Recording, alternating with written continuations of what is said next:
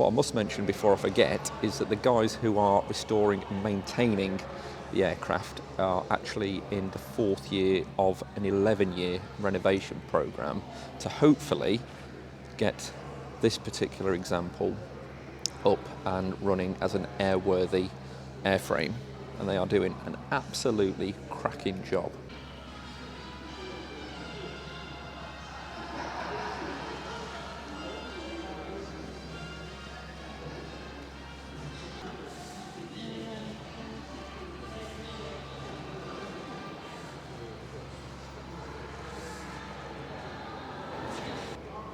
This is the reason for the Lancaster, the bomber.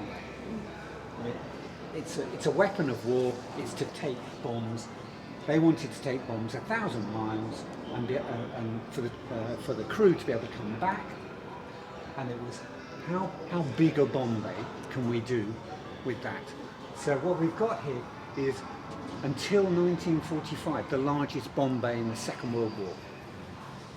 The aircraft is 69 feet and a bit long, and the bomb bay is 33 feet, I think, and 5 inches long. So virtually half the length of the aircraft.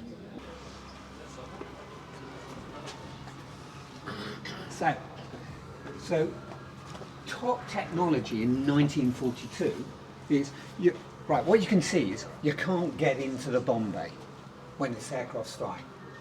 There's no doors, there's nothing.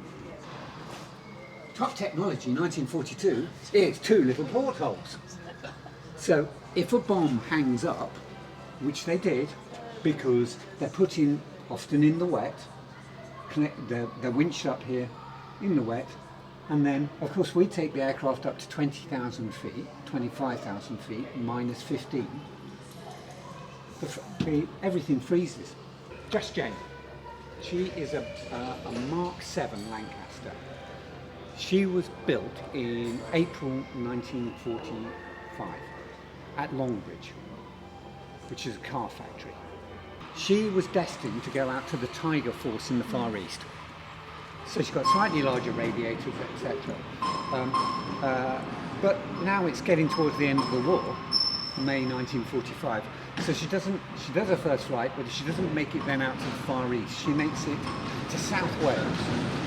A man called Lord Liltford purchases her after the sale, and he gifts her to RAF Scampton, to the RAF, for 10 years, so that her Lancaster can go down to the RAF museum, because her Lancaster had flown 100 operations. The lady who posed for Just Jane was Christabel Leighton Porter. If the troops made a big advance, then she wore fewer unders. That 27-litre Merlin engine weighs 1,640 pounds, and each one delivers, in this particular version, 1,640 brake horsepower at its maximum power. So 27 litres of E12. She drips oil, she drips other fluids as well. As you can see here, it's up there, the oil tank. Okay, just behind those yellow wires. So, and obviously this wheel comes up here and goes into, you can see a semicircle frame in the top, and that's where the wheel comes up and sits in its housing, and then the doors close behind it. With the flaps here, you'll see the working mechanism for the flaps inside, because they have a great big tube that turns the flaps. All Second World War aircraft had two letters followed by a third letter with the RAF roundel in between. You can't give a pilot something very long like NX611. So what would this be? A nickname. Well, effectively, it's the aircraft letter. It almost looks like there should be a belly turret there. Well, what did we develop and put into our aircraft? Radar. Radar. So that is a bit of a tease, because it's got to allow lights to go in there and to shine. but radar went in. At the start of the war, the bombing was, if you dropped your bombs within 5 miles of the target, it was an on-target delivery. We're going inside. Going to there. Right, wonderful. Right, I'm just going to go ahead and then so we're going right the way up to the front. This one here, sit on it and bring your legs over. Step over this one. Yeah. Yeah? Yeah. Okay. Yeah. And then sit on the next one. Yeah, sit on it and that's it. And then you get to the Typhoons. Very claustrophobic. So sit on that one, Mark. Yeah. Yeah. Sit on there. And then lean. Just before we move on, if you are enjoying this video, please do consider hyping it. Hyping is a new feature on YouTube which helps both this video and the channel get discovered by more people across YouTube. And in this instance, don't do it for my benefit, do it for the benefit of this wonderful aircraft behind me and also in memory of the crews that flew them.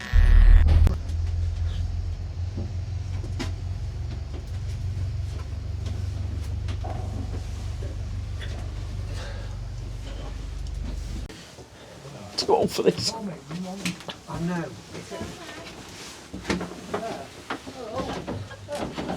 We've got the pilot's position here. We've got the flight engineer stands here, all flight. Oh, there's nowhere for him to sit. Well, he's got a little dicky seat here, but he needs to look at these controls and those controls and instruments. So he can sit there, but he's going to be forever opening and closing that. And this piece here is the board on which the navigator puts his maps. Everyone who is in aircrew, in Bomber Command, in fact in the RAF, is a volunteer. You could be conscripted into the RAF, but you can't be forced to fly. Right? Now it's easy to get the volunteers though, because remember these are 18-year-old, young men.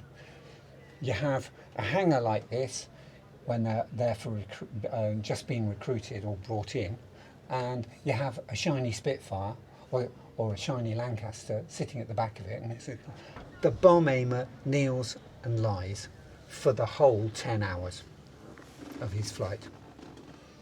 It's great, isn't it?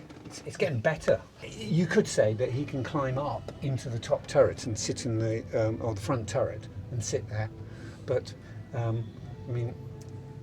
the threat to this aircraft is not from the front.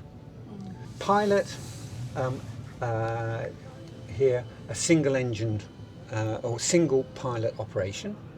Why do we have a single pilot operation, and the Americans, anything that's a heavy aircraft with multi-engines, they have 2 pilots. We couldn't make enough pilots, so we specified them with 1 pilot. And we have a flight engineer who is either a pilot who has failed, and they say you're pretty good with your engineering, then you've got the navigator who is here. As I said, the navigator has a limited set of instruments which give him position or give him the speed, the height, the temperature outside, so that he can calculate where he thinks they are. Because they trained for some weeks before that. Yeah. Well, I thought the concentration, you would have been No. able to shoot as well. No. Right. There's a seat here Yes. the shoulder. This lifts up Yeah. and clicks onto there, and he can sit on that and use that as his back. He can either use it as a backrest or as a Right. seat rest. But he will normally stand. Right. Now,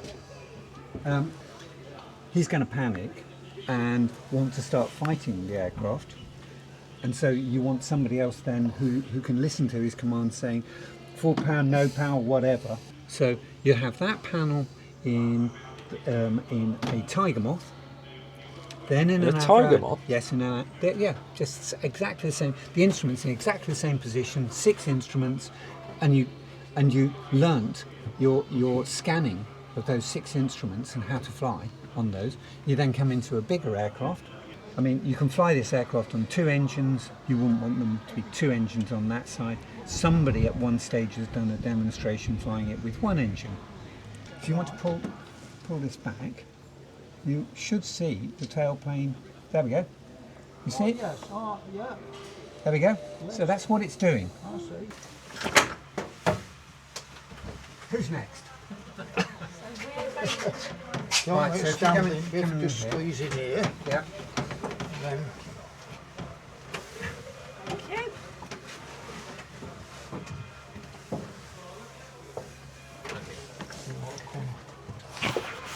Very much. Right. So going back to the conversation just then, it was what would they be wearing? That's minus 25 inside. That's 20 to 25,000 feet. They're wearing, on their hands, they're wearing silk gloves, wool gloves, and then a set of leather mittens. So think now that the controls are all designed for people who've got great big mittens and things. Particularly important when you start thinking about the rear turret, which you'll go into in a bit. Right. Navigate. What we've got are the normal radios that were in every heavy aircraft that the RAF had in the Second World War. So at the top we've got the T1154 transmitter, and then below that the R1155 receiver. That meant that a radio operator or a wireless operator could move from one aircraft to another. One thing for sure, these machines were not built for comfort. You come on. We're now going back that way. a bit short and Yes. So mind that one, and then if you stop at the in the centre turret, then we'll. You okay? I'm good. Excellent stuff.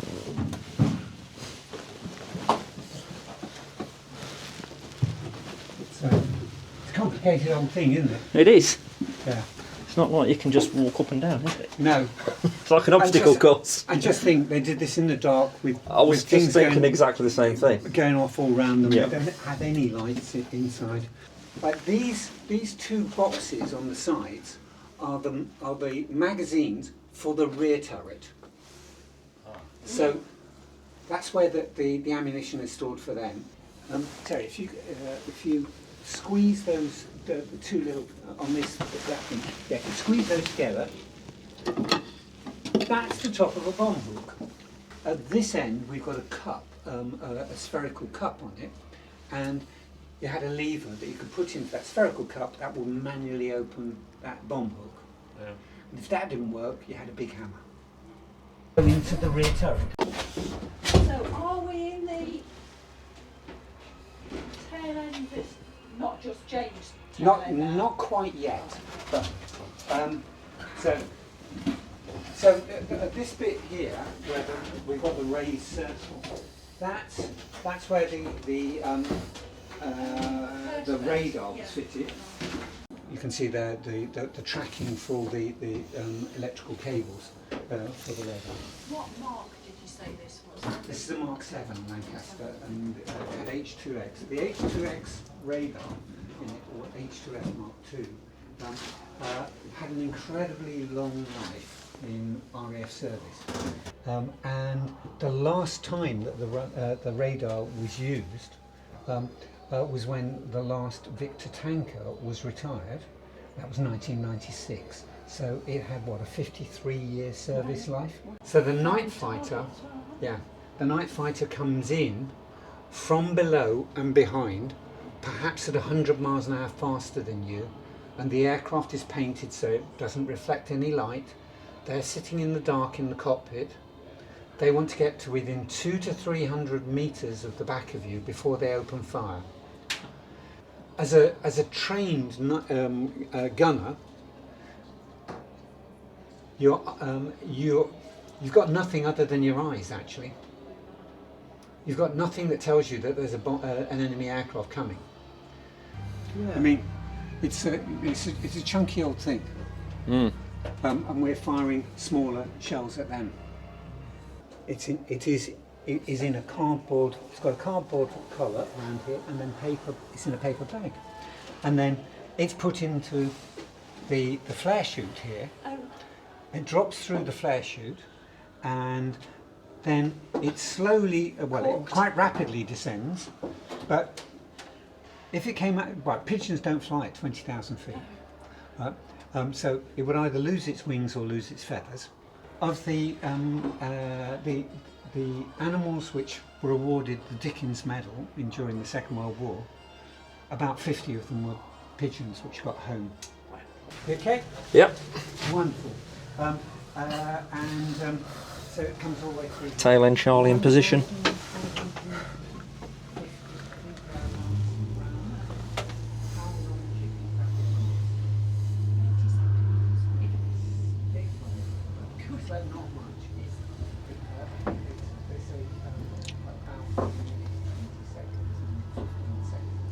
So when you see the war films, they would actually do a whole 1 seconds worth, because they might do. I can only imagine what it would have been like up here. Minus 20 to 25 degrees at the back of the plane, the most vulnerable part of the plane, sectioned off from the rest of the crew.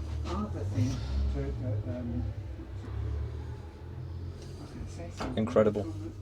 It would have been dark, they've been under fire, both from the air and from the ground, and it'd have been freezing cold. Nothing but respect for these guys. So, and they do everything in the dark, completely in the dark. Right. Remember what you will see if you go on the internet and look up Grandstone Lodge modification. Comes up with a picture. Oh. Yeah, it was fantastic. Thank you so much. It's I mean, you come expecting to see the aircraft, but it's really the people. It's How on earth they did what they did in here.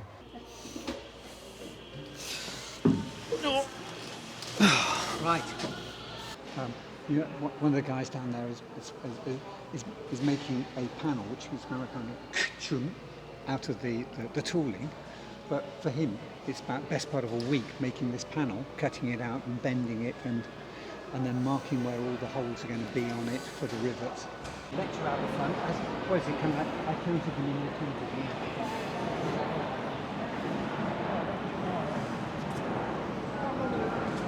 Thank you very much, Jeremy. It's a pleasure. Much appreciated. Thank you. Have a great remainder of the day. And you. Thank you.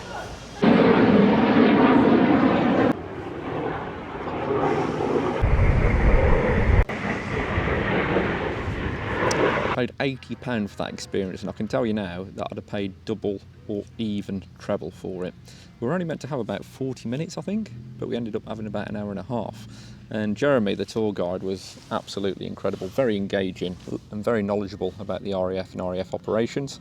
What I also do want to say is the Heritage Centre has more than just the Lancaster as well. There's also a B-25, which is under restoration. They've got a working Mosquito, and I think it's the only place potentially in the world that's got a working Lancaster and Mosquito together. Some of the original outbuildings have been preserved and restored, so it's almost like you are still on an operational Air Force base. And if you're in Lincolnshire with a few hours to spare and you're into aviation history, definitely get yourself down here. I cannot recommend this place enough.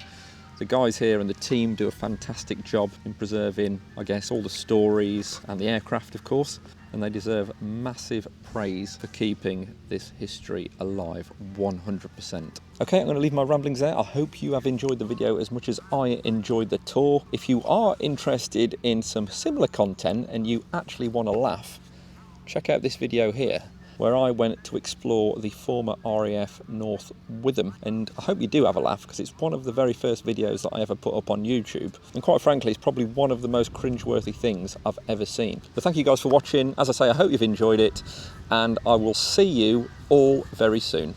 Cheers for now.